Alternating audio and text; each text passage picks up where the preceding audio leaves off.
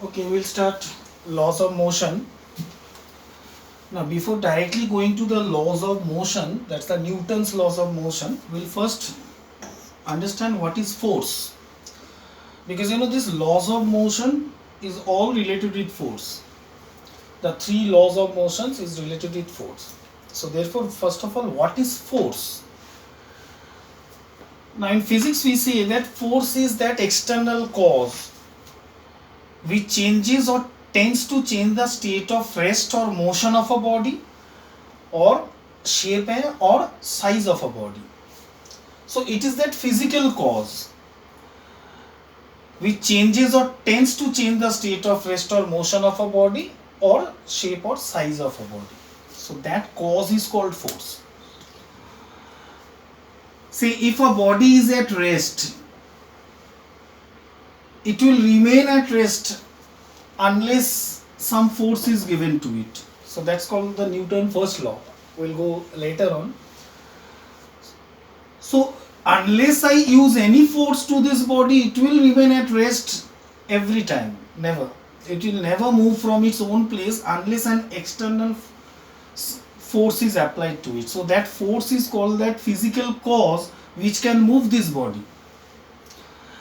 Or sometimes if there is a moving body, a body is moving, and if I use an opposite force, then the body will stop at some time. So that means that force can start the motion of a body, force can stop the motion of a body, but it can change or tends to change. It's not always that the force can start a motion to a body, because that force has to be enough. Say suppose a wall is there and we are pushing that wall but unable to move or break that wall. So that means it tends to change but it's not enough. But instead of the just pushing and pulling, if I use a bulldozer, then it falls. So therefore that force has to be enough. So it's not necessary that every time it will change. So therefore we say that force is that physical cause which changes or tends to change the state of rest or motion or shape or size of a body. Even the shape and size of a body can also change by applying force. You know that. And from that definition only we can understand the effect of force, that what can force do. The first thing is that a force can change or tends to change the state of rest or motion of a body. The second is that the force can change or tends to change the shape or size of a body. So these are the effects of force. Now classification of force. Now there are many type of force you have heard about also. Gravitational force, frictional force, magnetic force, electrostatic force. But those are types of force according to their effect. But broadly, with the point of view of application of the force, means how the force is applied, we can broadly classify the force into contact and non-contact force. So any force can be either a contact force or a non-contact force. From the name only it is clear that I told you from the point of view of application, how we apply the force, we can either say that it is a contact force or it is a non-contact force. So that force can be a non-contact force or a non-contact force. Now what are for contact force? Contact force means the force which is produced by direct contact with the body. Now direct contact with the body means pushing something, pulling something, lifting something. All these are contact force because you have to touch the body. But non-contact force means the force which can occur from a distance without actually coming in contact with the body. Like gravitational force. Gravitational force, that this is the Earth's surface, Earth. And if you lift any object at a certain height and then leave it falls down. So that means automatically the Earth is actually attracting this body towards its center.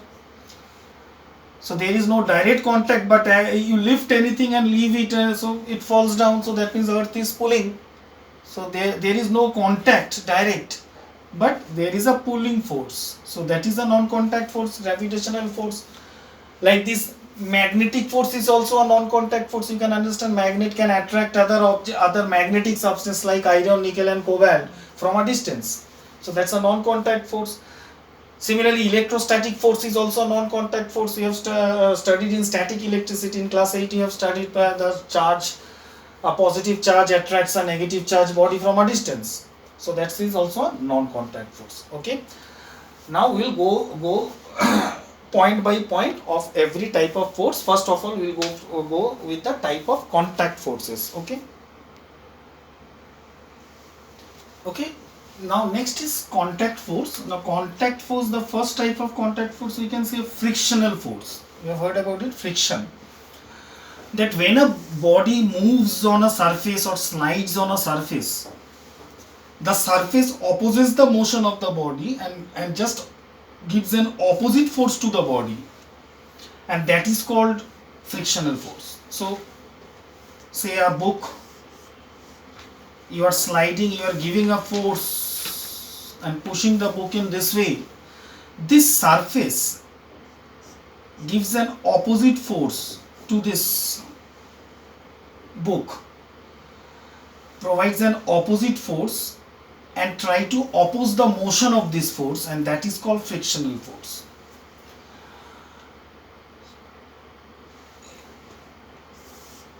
Now if you just slide the table surface and just keep a book in this way, you can see the book is not falling. When you incline too much, then the book falls, right? Now in that case the book is falling because the gravitational force is greater than the frictional force, and therefore due to the gravity it is falling. But when you are sliding it little bit, you see you can hold that object. So here also if I keep the pen like this, you can see that it is not falling. But when I incline much, okay, steeper, then it falls because now the gravity is more. So naturally something is stopping this body to fall, and that force is called frictional force. So whenever a body moves or slides on any surface, a force acts in the opposite direction by the surface. So that force is provided by the surface, that opposite force, and that is called frictional force. Okay. Okay, now next is the normal reaction force. Now suppose if I keep a book on my palm, like this, like this. Now you can see that I can hold the book. That means the book is naturally giving a force on my palm. That is what? That is the gravitational force. But naturally my palm is also giving a force to hold it. Otherwise, you know what, if I don't give any force, then as soon as I keep the book, it will fall. That means to hold it, the book is giving a gravitational force in the downward direction, that is due to the weight of the book. And naturally my hand is giving a same equal force to counteract that force, and therefore the book is in the same level. It's not going up. I'm not giving more force, and neither it's going down. I'm not getting less force. I'm giving equal force, so that the force that is given by my hand to the book is called the normal reaction force. Now why it is reaction? Because the gravitational force, that is the real force that's acting, that is called the action force, and that is acting downward. And to counteract and to balance it, I am just holding the book and I am just giving some force in the upward direction, and therefore it is called the reaction force. And why it is normal? Normal means perpendicular. Okay, so you can see in this diagram, you can understand. Suppose, and the same thing if it is in a table. So that means, suppose it is the surface of a table, and if I keep a book on the table, now the same thing happens in case of table and book also. The book is giving a force in the downward direction on the surface of the table, and that is called the weight of the book or the gravitational force. And naturally the book is not falling down or breaking the table, and the book is on the same level. So that means the table is also giving an equal force in the opposite direction, and that is called the reaction force, the normal reaction. And normal, you can understand, it is 90 degree with the surface, it is acting in the 90 degree. So therefore we see it is normal reaction force. So this is also a type of contact force. Okay. Okay, so next type of contact force is tension force as applied to strings. So there's generally tension force is related with strings. Now suppose a string is there, and if I tie a load in the string, you can understand the string becomes stretched tight due to this weight. So that means the weight of the body is acting downward and the string becomes straight, tight.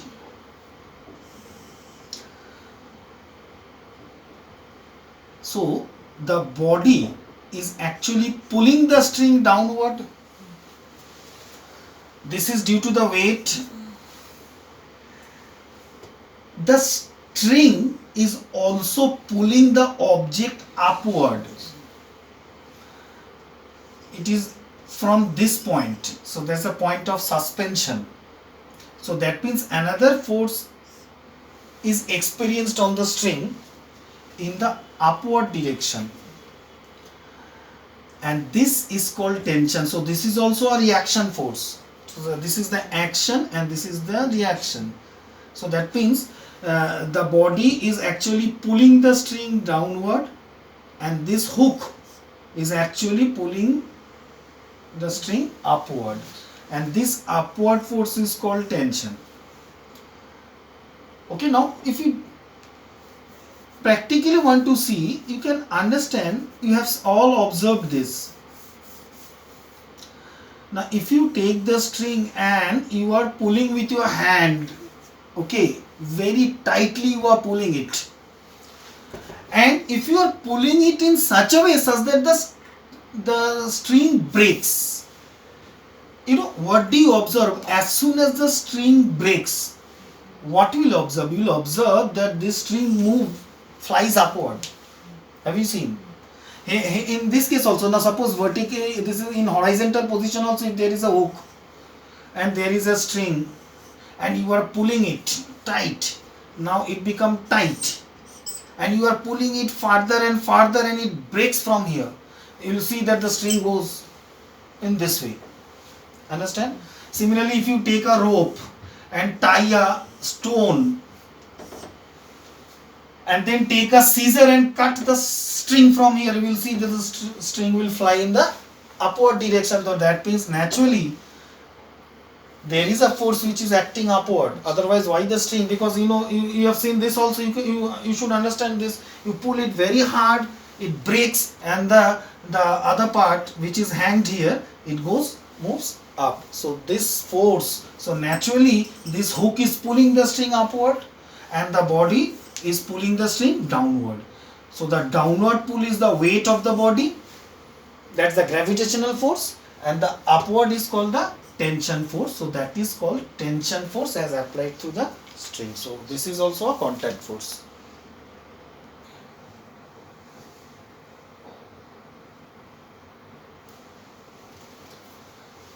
Okay, next contact force is force exerted by a spring. All of you have seen spring, many types of springs are there. Now suppose this is a normal state of a spring. Now normal state means I have not disturbed the spring, I have not compressed it, I have not stressed it, it's a normal state. Normal state.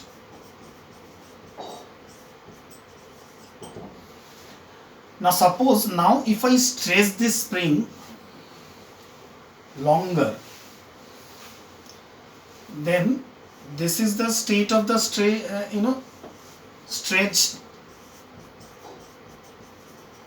spring. Now a spring always try to return to its normal state.